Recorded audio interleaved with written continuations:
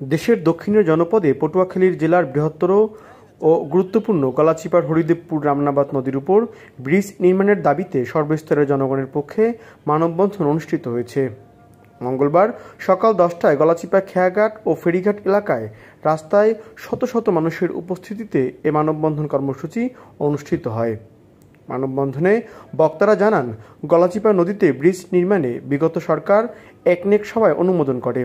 যোগাযোগ ও সেতু মন্ত্রণালয়ের মাধ্যমে টেন্ডার প্রক্রিয়া, স্থান নির্বাচনের কারিগরি রিপোর্ট ও ঊর্ধ্বতন কর্তৃপক্ষের সার্ভে প্রতিবেদন থাকা সত্ত্বেও সেতু নির্মাণে বিলম্ব হচ্ছে।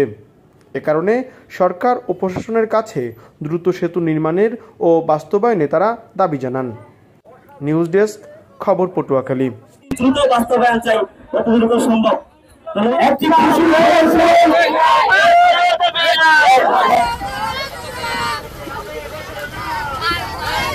বারকোট আধুনিক ও মানসম্মত পোশাকের জন্য পুরুষদের পছন্দ এবং ভরসার জায়গা বারকোট ফ্যাশন ওয়্যার, সবুজবাগ মোড়, পটুয়াখালী।